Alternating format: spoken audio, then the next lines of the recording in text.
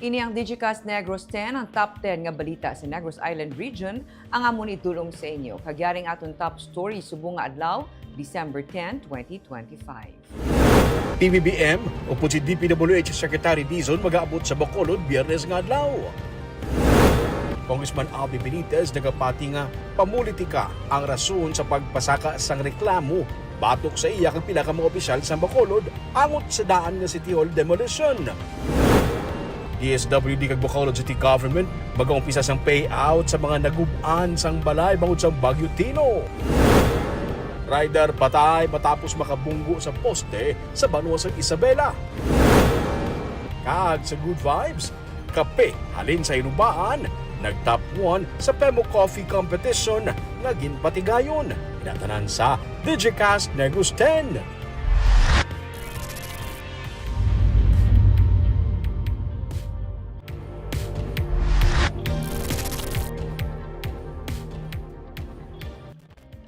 Sa number 10, eskwelahan sa Silay City nakabaton sang bomb threat. Nakabaton sang bomb threat ang Doña Monserrat Lopez Memorial High School sa Silay City pagi sa tawag sa landline sang eskwelahan Martes nga adlaw. Bangod sang bomb threat, nagsuspend sang klase sang principal sang bultuan para man sa safety sang mga estudyante, manunudlo kag staff. Ginsiling ni Police Lieutenant Colonel Mark Anthony De Roca, ang hepe sa Silay PNP, nagresponde kag nagpatigayon sila sang initial visual check kag sang makita nga safe na ang lugar, nagtawag pagid sila sang EOD team halin sa regional office agud mag-clearing sa bilog nga eskwelahan. Wala sa may nakita nga IED o kun improvised explosive device sa buluthuan. Nagpakig-angot ng sila PNP sa Philippine Long Distance Telephone Company o kun PLDT agud matrace kundi naghalin ang tawag. Bangod wala man sa aktwal nga bomba ginalantaw sang kapulisan nga ang motibo sang caller amo ang magtugal lamang sang kakugmat. Ikaduha na ini nga insidente sang bomb threat sa Silay. Sa atong Nobyembre, nakabaton man ang Silay Institute sang bomb threat suno pa kay Daroca.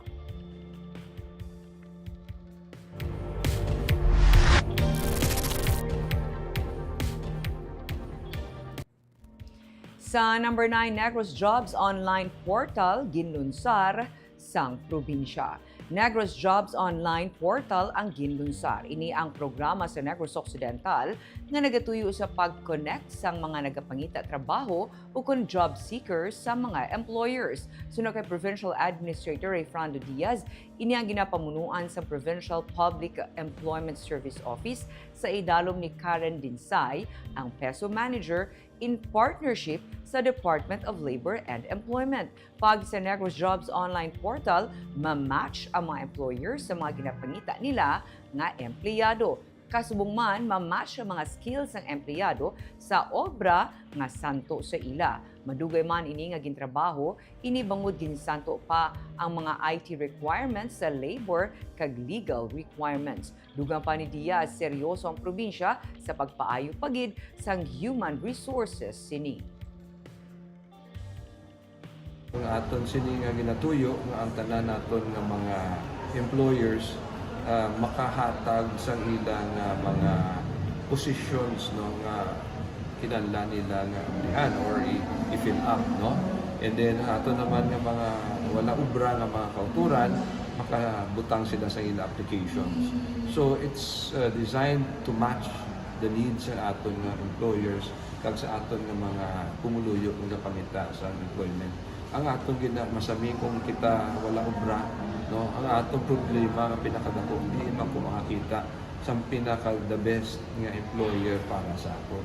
Insakto nga ubra para sa akon.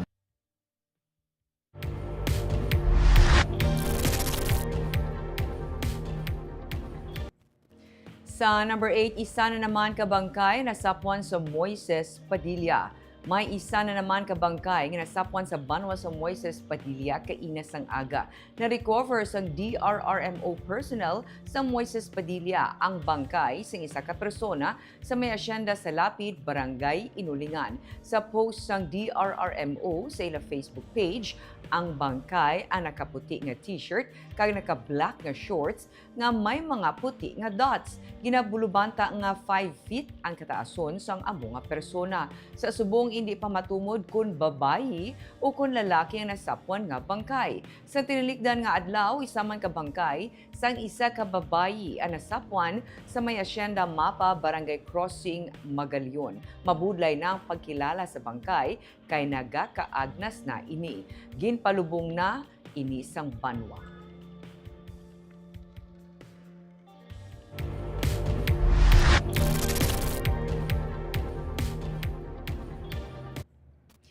Sa number 7, probinsya nagalaom nga makumbinsi ang mga stakeholders nga suportahan ang bulk water project paagi sa public hearing.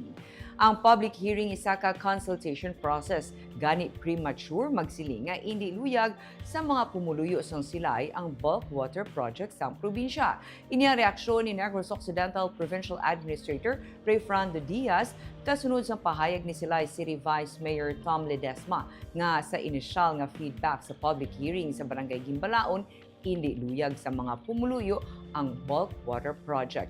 Para kay Diaz, puntani patapuson anay sa mga lokal nga opisyales ang proseso. Nagalaom siya nga sa gihapon tigayon nga makumbinsi nila ang mga stakeholders sa importansya sa bulk water project upod na diri aksyon nga dapat ipatuman. Dugang pa ni Diaz, ang water sources ang dapat nga mapaayo para makakuha sa clean and potable water hindi lamang ang ini nga henerasyon kundi ang palaabuton nga henerasyon. Ginsiling damlag pa ni Committee on Utilities Chairperson Councilor Mike Maravilla nga may natalana pa nga sunod nga public hearing. Nasabat man sa mga tiglawas gikan sa bulk water project ang mga pamangkot nga ginaboy pero ang balantayan kung bala na kumbinsi ang mga pumuluyo para sa ginaduso nga proyekto sunod sa iya. I hope that local officials will allow the process to finish first before making all of these statements.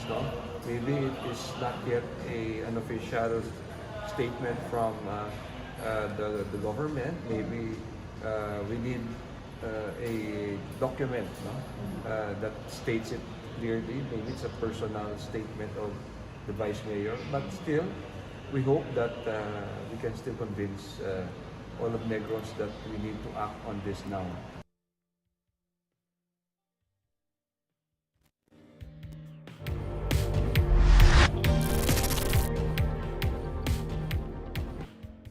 Sa number 6 rider, patay matapos makabunggo sa poste sa Isabela. Dead on arrival sa ospital matapos makaangkon sang serious sa head injury ang isa ka rider sa naglapaw ang iyang motorsiklo sa kurbada nga dalan kag makabunggo sa poste sang kuryente. Nagluntad ang insidente sa National Highway nga sakop sang sitio Nalipay, Barangay 5 sa banwa sang Isabela sadtong Lunes ng gabi. Ang biktima amo si alias Julius, 46 anyos, residente sa Barangay Bulad sa Isabela. Gikan sa Isabela proper kag papauli sa Barangay Bulat ang rider sang iya Suzuki Smash nga motor sa nagluntad ang insidente.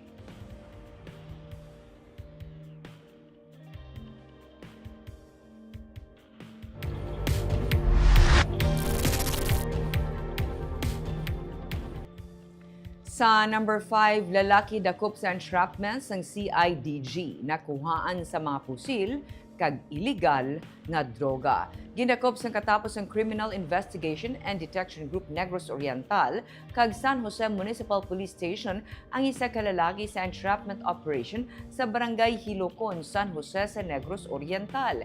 Ginpatigan ng entrapment batok sa 43 anyos nga si alias Jonathan. Siyang ginakop bangod sa paglapas ng layi angod sa paghupot sang armas luthang nga wala sa nagakaigo nga dokumento ukon permit. Nakuha sa suspect ang KG-9 Ingram submachine gun, isa ka caliber 40 pistol, 4 ka magazine, kag mga bala. Sang ginarikesa, ang suspect nakuha man sa iya ang 19 ka pakete sang ginasuspetsuhan shabu nga ginabulubanta na gabalor sang masobra 100,000 pesos. Samtang may duha ka mga kaugdanan ng suspect nga nakapalagyo. Sila padaan karon nga ginapangita sang kapulisan.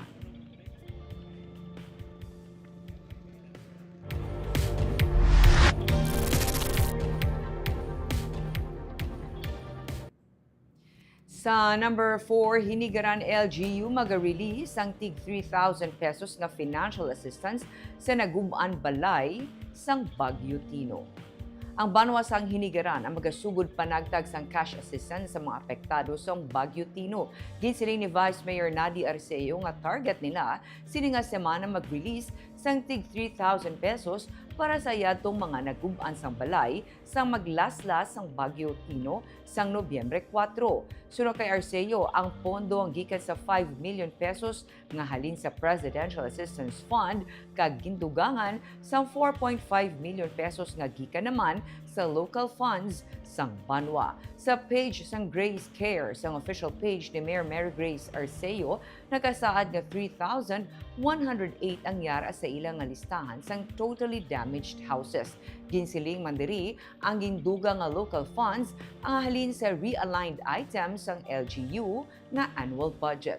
May separado pagid nga emergency cash transfer assistance nga halin sa DSWD nga karon gina-process na sa national government para sa severely kag slightly affected families. Sunod kay Vice Mayor Arceo, ang pag-release ng 5 million pesos nga gikan sa Presidential Assistance Fund ang iyara na sa discretion sang alkalde kag ilagin pa ka maayo nga igahatag ini bilang financial assistance. Dam nagpanagpahayag ang Negros Occidental LGU, La Castellana LGU, kag Moises Padilla LGU nga hindi pa nila ma-release ang kasubong nga pondo nga ilan na baton bangod sang pag-comply pa nila sa mga requirements angot diri. Within this week, ti ang 5 million yan na-comply yun na tuya bali mayor ang tanan nga requirements. Kaya ba ito sang iba ng LGU kadamos ang requirements? Yung requirements na. Yung sinari sa mayor na. Ay, okay. So, ma-release na kamo yan. Requirements na. Yung sinari sa mayor na kung paano yung eleksyon, dito sa financial assistance, kung may eleksyon na, dito sa kalsang bugas. Kaya mo nga dito financial assistance naman.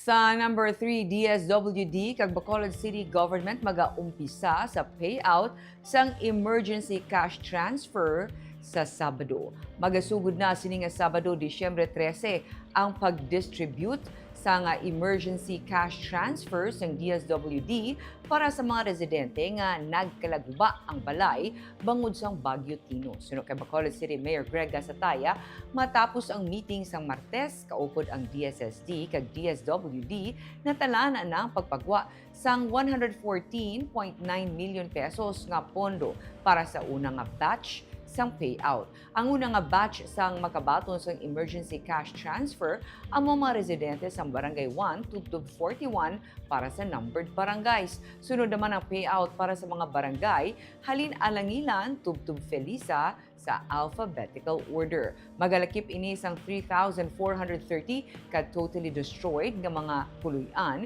kung sa diin ang mga tag-iya sang balay makabaton sang tig 10,325 pesos samtang 14,823 naman ka partially damaged households ang makabaton sang 5,369 pesos. Ginpahayag man ni Gasataya nga ang nabilin nga mga benepisyaryo sa partially damaged category makabaton sang ila ayuda sa Enero. Ginpangabay man sang alkalde sa DSWD nga kung mahimo matingog ang payout apang hindi ini masarangan sang ahensya bangod sa kulang nga disbursing personnel. Sa kabugusan, 240 million pesos ang gin-allocate sang DSWD para sa Bacolod para sa duha ka batch sang payout. Arrangement is that may first batch sila nga i-release nga pundo hopefully before the end of the week kung ka-start na payout. And then ang second would be either early January.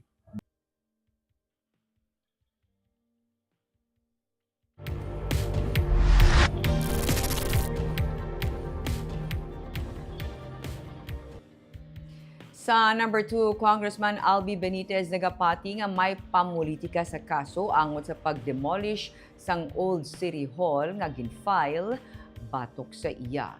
Nagapati si Bacolod Lone District Congressman Albi Benitez nga may politika sa likod sang kaso nga ginpasaka batok sa iya sa ombudsman may kantanan sa demolition sang Old City Hall sa Araneta, Luzuriaga Street. Ang reklamo nga gin-file ni Anay City Executive Assistant on Market Operations Ernesto Pineda nagalakip sa paglapa sa Anti-Graft and Corrupt Practices Act, Technical Malversation, Government Procurement Reform Act, kaga National Cultural Heritage Act of 2009. Magluwas kay Benitez upod sa ginpasakaan sang kaso ang 8 pa ka mga konsehal kag anay konsehal. Lakip Sanday Vice Mayor Calao Pantevella, Councilors Judah Thadeo Saison, Israel Salanga, M. Ang, Al Victor Espino, Celia Flor, Pau C, kay si anay Councilors Vladimir Gonzalez, Simple Distrito, kag contractor nga si Elwin Havalosa Jr., Presidente kag General Manager sang ESJ and Sons Construction and Supply. Ginpahayag ni Benitez nga nag-agi sa insakto nga proseso ang pagpakayo sang building kag wala sila sang gintago. Ginpasiguro niya nga transparent ang iya administrasyon sa paggamit sang pondo. Apang sunod sa iya, kabahin ini sang kultura sang politika sa Bacolod City. Ang tagreklamo ang kilala nga kaalyado sang iya kontra sa politika. Sa karon wala pa sila sa nabaton nga kopya sang reklamo. All of this is may questionable ko kaya mga file nga mga complainants akon are all associated with previous admin. So daw may pagkapolitika na gini.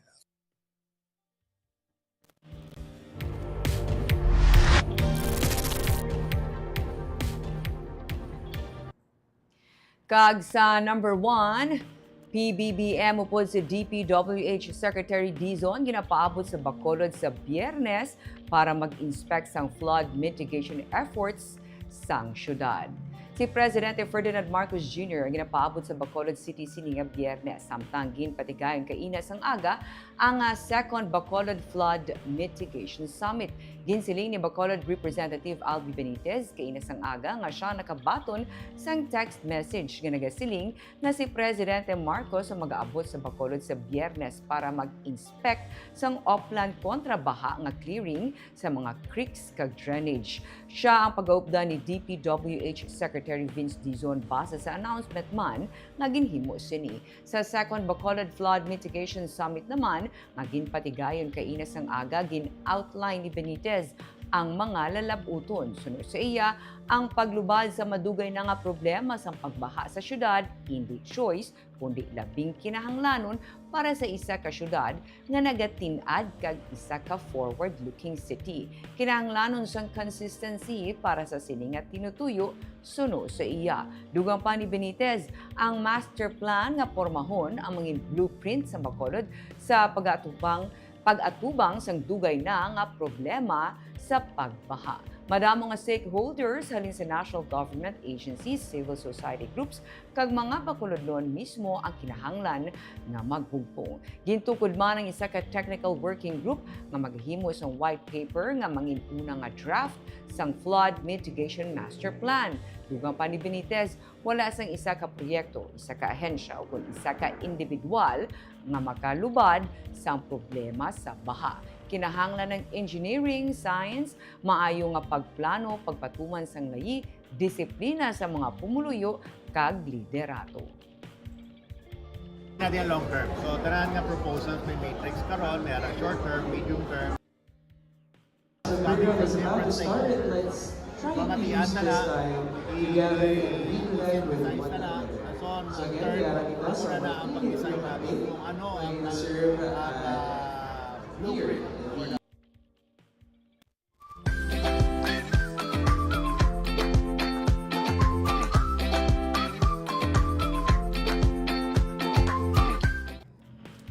Kag sa Good Vibes, kape halin sa hinubaan ang nag-top 1 sa Pemo Coffee Competition nga ginpatigayon. Winners man ang kape halin sa Musha, Talisay, kag Don Salvador Benedicto. Sa 17 ka mga entries nga nagpasakop sa Negros Occidental Provincial Environment Management Office Coffee Competition, nagpangibabaw ang Fine Robusta nga kape ni Cherry Cernate sang Damutan Agroforest Farmers Association. May flavor ini sang tamarind candy, vanilla kag sweet white chocolate. Top 2 naman ang Fine Robusta ni Rogelio Claridad Jr. sang Doong Coffee Integrated Farmers Association sa Barangay Buenavista sa Banwa sang Murcia. Top 3 ang Fine Robusta ni Johnny Percival sang Tambara Forest Settler Association sa Barangay San Fernando sa Talisay City.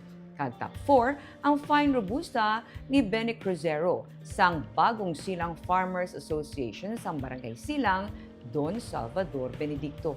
Ini ang pamagi sang PEMO sa pagkilala sa pinangabudlayan sa mga coffee farmers ng Negros Occidental nga amat-amat na nga nagadamo. Ini ang ikaduha na nga PEMO Coffee Competition.